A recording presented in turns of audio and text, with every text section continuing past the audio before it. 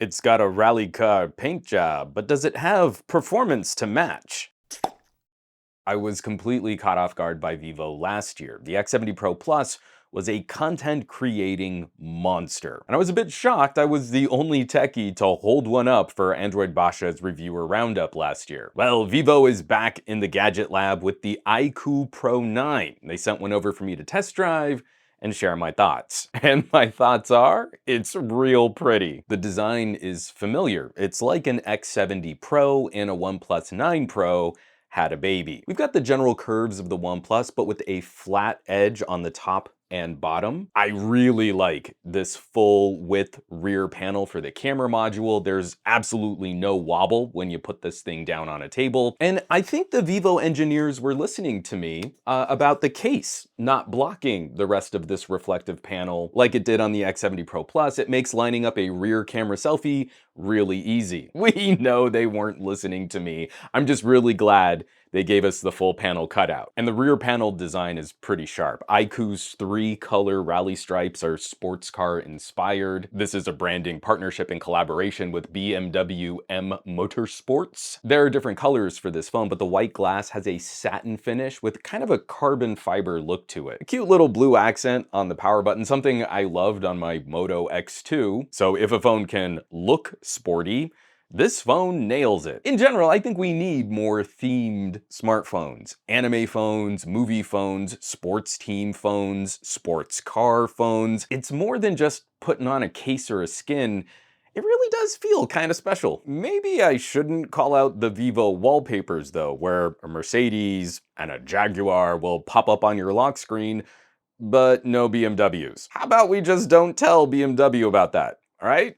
Just between you and me. And the front of this phone is really pretty too. We get a rich, bright HDR display, 1440p resolution, LTPO 2.0, refresh rates up to 120 Hz, and it can scale down to 1 Hz for static images. This is just a fantastic premium display. But what's exciting about the front of this phone isn't just the pretty screen. Vivo is using the new Qualcomm 3D Sonic Max fingerprint sensor. It's a bit of a mouthful, but this thing is huge. Now, I've been a long, cranky advocate of having dedicated hardware fingerprint sensors, and I still think they're more immediately practical, having a tactile landmark. You don't even need to think about where you put your thumb or finger. But this is the best in-display fingerprint sensor I've ever used. Not just for speed and accuracy, but mostly just for not being so specific about where you need to put your thumb on a smooth,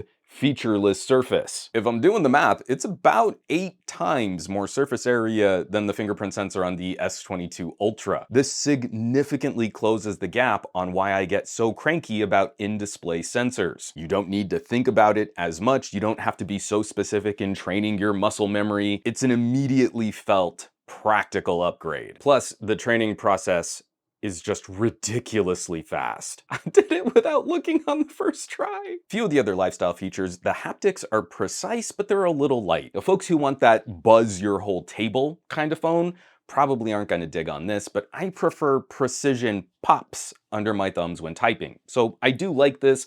I wish the bursts were just a little stronger, but I have to shout out a fun feature in the IR blaster. I'm just so happy to see that continue on in a number of these international phones. Now, it's such a shame we don't have more options for that kind of tech here in the United States. I know we're all supposed to have really cool smart TVs, but there are still a bunch of AV components that still need a regular remote control. And where better to keep your remote control than in the phone you're less likely to lose than another accessory remote control. Now, all this is pretty great stuff, but the point of this phone is performance. This is my first phone with a Qualcomm Snapdragon 8 Gen 1, and I think many of us mega nerds are a bit anxious about SoC performance. I was happily surprised by the X70 Pro Plus last year, reining in the heat of the Snapdragon 888. In early testing on early software, I would say the iQOO 9 Pro is performing similarly. There's a slider in your settings that toggles between balanced mode, battery saver,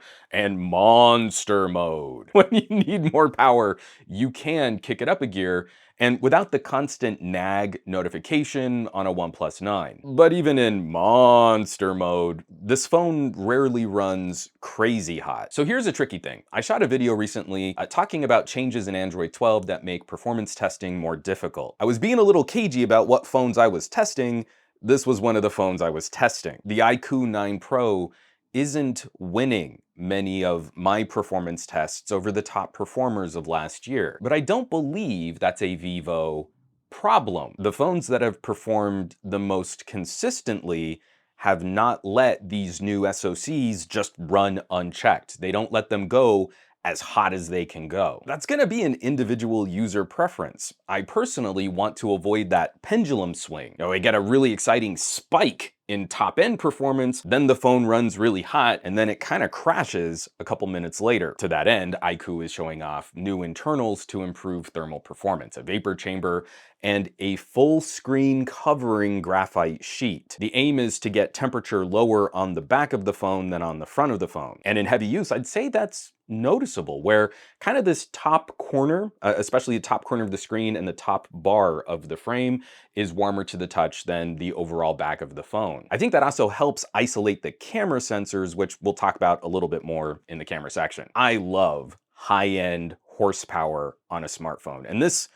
has near laptop grade torque. But I think a lot of folks, even enthusiasts, won't be too conflicted trading some of the hottest use for better consistent use. Now here's where I would normally show off some bar graphs on different apps, but I'm holding out until I can test a few more similarly premium phones to see the effects of Android 12 on this new hardware. Gaming also follows this general idea. It feels a little like its BBK cousin, the OnePlus 9. There are some games where I can see faster frame rates, but as the phone heats up, I think the idea is to more aggressively rein in performance to keep an overall higher average frame rate. A Xiaomi, for example, will burst and crash on a game like Undead Horde. It might spike as high as 100 frames per second, but you end up with an average frame rate which is completely unplayable. The iQOO seems to target a minimum of 60 frames per second in most games.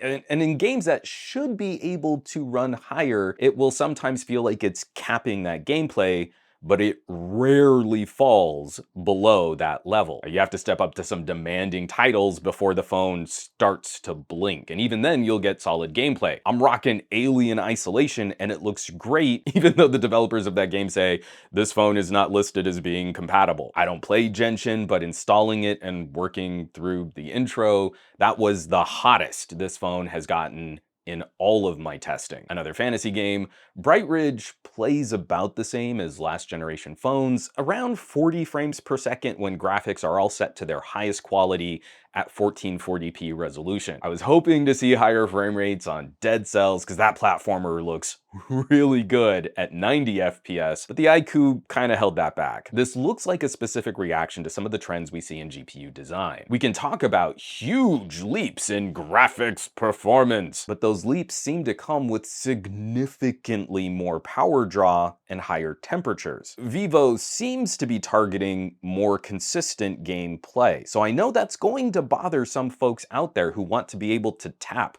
the full potential of this chipset, but I personally prefer that over a phone that runs really hot for a couple of minutes, then tanks, then spikes, then tanks, then spikes. That to me is more distracting than just hovering at 60 FPS. Hello there, popping in real quick. I always really appreciate the folks that are supporting the channel, that you're subscribing, smashing that bell icon. Please keep smashing bell icon because algorithm, but we know YouTube is pretty toxic about really supporting creators and sending out notifications. I'm trying to get around that. If you go to SomeGadgetGuy.com/subscribe, you're gonna see a crazy list of playlists and RSS feeds, and it allows you to kind of customize your own Some Gadget Guy feed. Like say you really only care about my phone reviews and my hearing health videos. You can put together your own playlist, drop that into an RSS feed reader, sometimes even a podcast app, and you'll get much faster notifications whenever I put out a new video. Once again, SomeGadgetGuy.com/subscribe, and thank you so much for supporting the channel. Okay, onto the cameras. This is a Vivo, and I loved the X70s. The iQOO is closer to the X70 Pro than it is the Pro Plus. We get the nice large main sensor on a gimbal stabilizer. The ultra wide is a 50 megapixel sensor, which is slightly smaller than last generation main cameras, but with a really bold field of view. The telephoto is only 2.5 times the focal length of the main sensor, but even iQOO isn't trying to position this as a long reach kind of lens.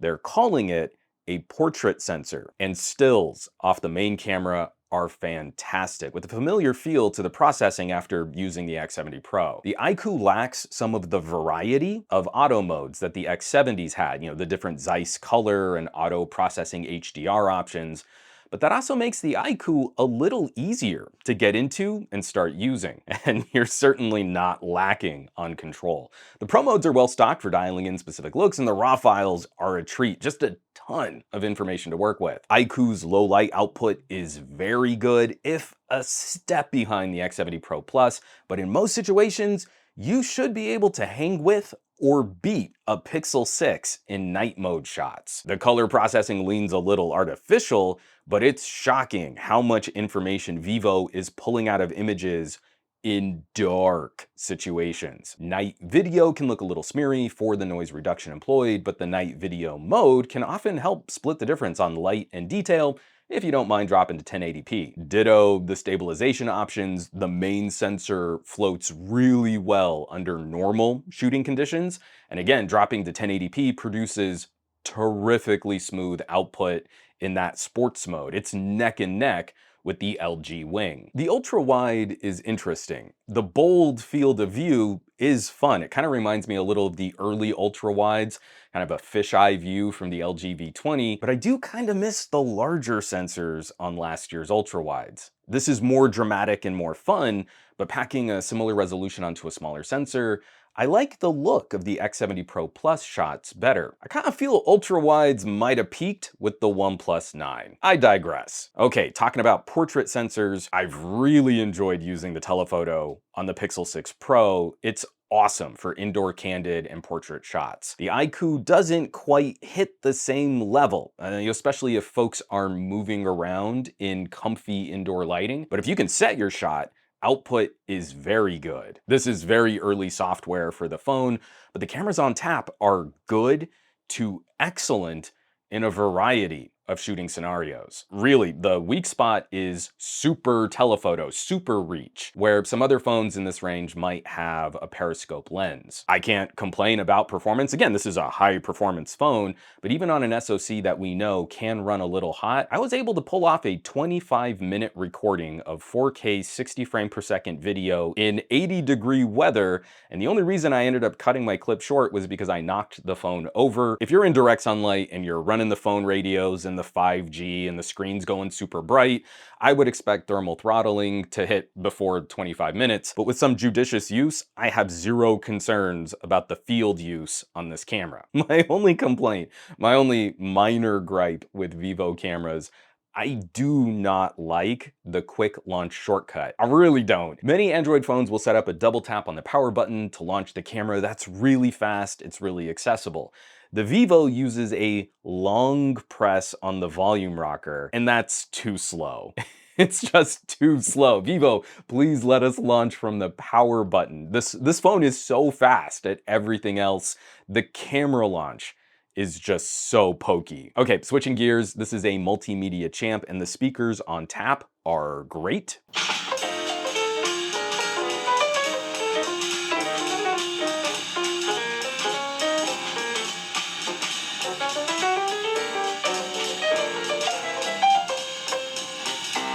Happily in the box, we also get a headphone dongle. I love getting accessories with the purchase price of a phone. And if I had to choose between earbuds or a dongle, I prefer the dongle. Now that's a simple pass-through dongle. The iQOO should be broadly compatible with all headphone jack replacements. And that brings me to the battery. And that's gonna be tough for me to talk about. I can't really test it the way it should be. This phone doesn't support North American 5G in my neighborhood, so I'm not making any claims about real world expected use here. Also, this is a phone you really have to live with for a bit, not just use for a week on an embargo. There are numerous permutations of screen resolution, refresh rate, and performance options. At once, I can crank everything up to the max, play some Alien Isolation, and kill this phone by lunchtime. Or I can tap a few buttons, settle things down, and I can get almost 2 full days of runtime. The user has options. What I can comment on more directly, the charging is ridiculous, insanely fast. And it's crazy how the phone gets a little warmer to the touch, but it doesn't get concerningly hot. I plugged this in on a low battery warning at 12%, and after 15 minutes, I unplugged it at 92%. That's nuts. I don't mean this as a slight against the company, but I'd almost recommend not using that unless you need to. Get yourself a backup slow charger for when you don't need to juice up a phone that fast, or maybe if you like to charge overnight. It's hard to know what the long-term effects will be on battery health. It's nothing short of incredible having that as an option when you need it. When we look at some companies struggling with 45-watt power delivery, and Vivo's like, here, hold my beer. All right, a brief word on software. The iQOO is running Fun Touch, built on Android 12. It's a silly name, but the overall look of the operating system is pretty sharp. It's not as bouncy or as colorful as a Xiaomi. It's actually one of the cleaner skins I've used. I wish there were a little more of the color OS features kind of mixed in. Like, I really enjoy the home swipe gesture on the OnePlus 9. But overall, this is solid and sleek. Even in early testing, I've only found a few little gremlin bugs. The most glaring for me were some menu items that were awkwardly cut off in the camera app. I have only 2 other phones experience on Vivo, but so far on premium tier devices, the software support has been respectable. I see no reason why that wouldn't be the case with this phone here. So that's about where we should wrap all this up. I've been rambling on for a bit now. Where's that leave us with? The iQOO 9 Pro. This hardware is so good. It really is a brutal competitor at the expected international launch prices. I cannot account for every region, and it's not coming here to the USA, but we're ballparking roughly Galaxy S22 Plus prices. Like, if I try to import this on AliExpress, we're between 900 and 1100 depending on configuration. The phone I'm testing is the 12 gigs of RAM, 256 gig storage option, which I'm seeing online for ballpark $1,000. Just doing some quick specs comparing, I would say that fits pretty well against the S22 Plus. So if you opt for the S22 Plus, the Galaxy's main advantage will be DeX.